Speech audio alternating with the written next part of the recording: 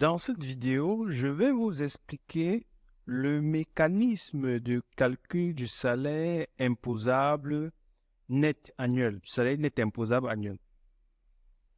Alors, pourquoi je fais d'abord cette vidéo? C'est parce que il est important, avant qu'on entre dans la phase pratique de configuration du salaire net imposable dans le logiciel SagePay, il faut que vous sachiez déjà comment est-ce que ça doit se passer normalement. Ça veut dire pas normalement, ça veut dire manuellement. Voilà, manuellement. Donc, comment est-ce que manuellement vous pouvez calculer le salaire net imposable annuel et comment est-ce que vous allez donc le configurer sur SagePay? Dans cette vidéo, je vais répondre à la première question. Comment est-ce que se calcule le salaire net imposable annuel manuellement? Alors, pour déterminer le salaire net imposable, quels sont les éléments dont vous avez besoin? Premièrement, vous avez besoin du salaire de base, qui est pris à 100%. Ensuite, vous avez le salaire des heures supplémentaires, qui est pris à 100%. Ensuite, vous avez les primes taxables. Faites très attention. Je dis primes taxables, ça veut dire quoi? Ça veut dire que ce sont les primes sur lesquelles l'impôt s'applique. Parce qu'il y a des primes sur lesquelles l'impôt ne s'applique pas et c'est ça que j'appelle primes non taxables. Donc, c'est à vous, à travers les documents que je vais mettre à disposition, de savoir que voilà les primes qui sont taxables et voilà celles qui ne le sont pas.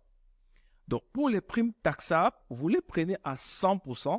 Maintenant, les primes non taxables, vous ne les prenez pas du tout, donc à 0%. Elles n'entrent absolument pas dans le calcul du salaire net imposable annuel. Même chose pour les indemnités. Il y a des indemnités sur lesquelles l'impôt s'applique.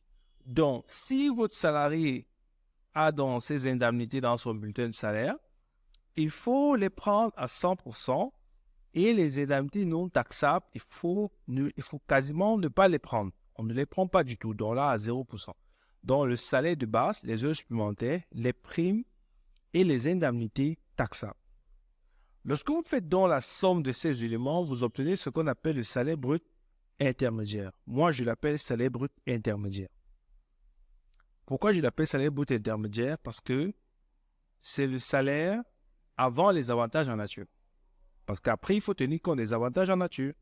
Puisque là, nous cherchons le salaire net imposable. Ça veut dire le salaire qui va nous servir de base pour le calcul de l'IRPP.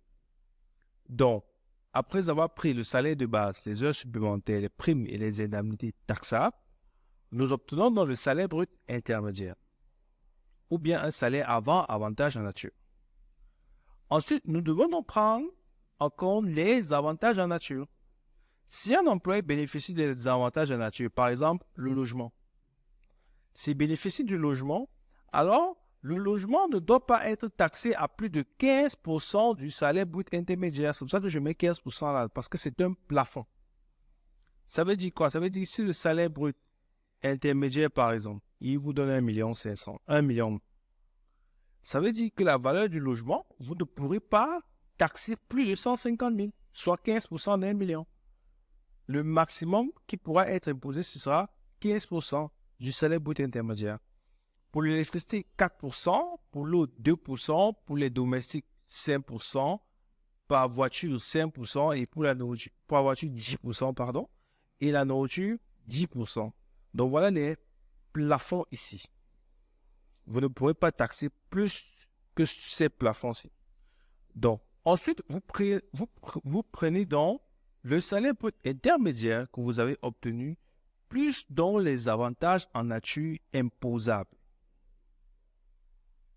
Et lorsque vous les additionnez, maintenant dans le 7 et le 8, lorsque vous les additionnez, vous faites x12. Pourquoi je fais x12? Je fais x12 parce que je veux trouver le salaire net imposable annuel. Pourquoi annuel? Annuel parce que l'algorithme de calcul de l'IRPP nous est donné annuellement. C'est vrai qu'il y a un algorithme qui est mensuel, mais sinon le barème de l'IRPP, pardon, je vais parler du barème, pas de l'algorithme. Le barème de l'IRPP nous est donné annuellement. Je vous le montrerai dans une autre vidéo.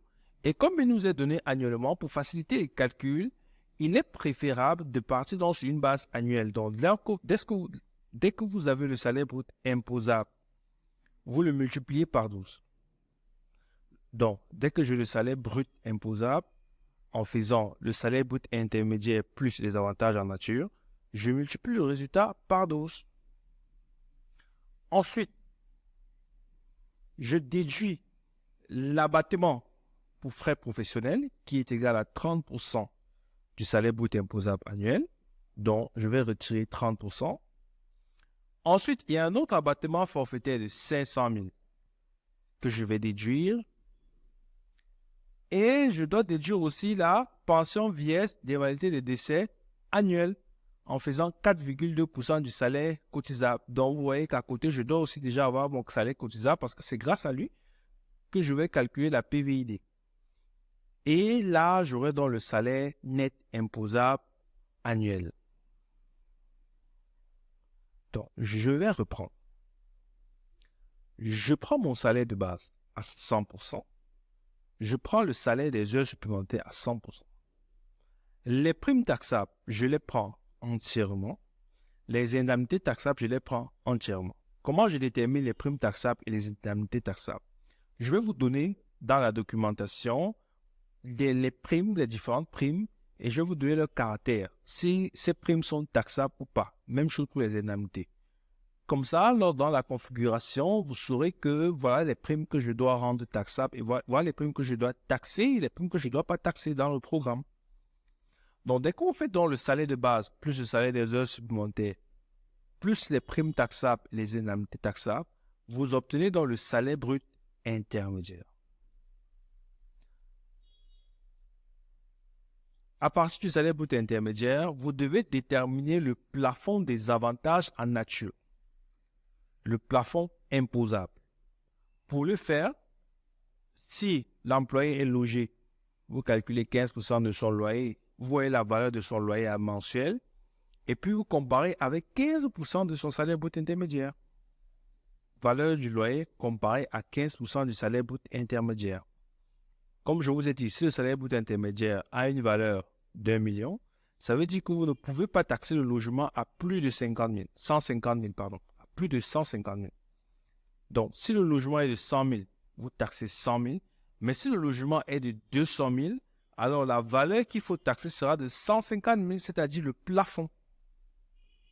Et vous répétez la même opération pour ces différents avantages en nature-ci.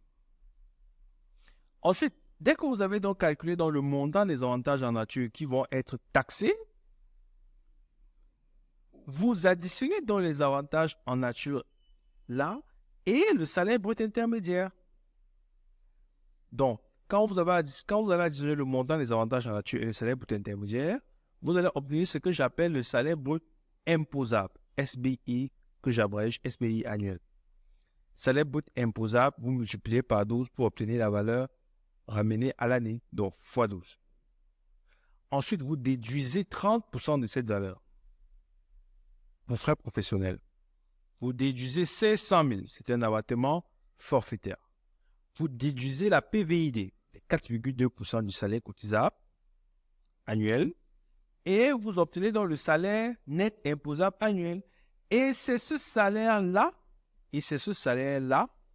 qui va vous servir de base pour la détermination de l'IRPP. Donc, c'est ce salaire-là que vous allez mettre dans le barème de l'IRPP pour trouver la valeur de l'IRPP. Et dès que vous aurez donc trouvé la valeur de l'IRPP, il s'agira donc d'une valeur annuelle de l'IRPP. Et vous devrez donc la diviser par 12 pour trouver la valeur mensuelle de l'IRPP. Donc, dans cette vidéo, je vous ai expliqué comment est-ce que on détermine manuellement le salaire net imposable annuel.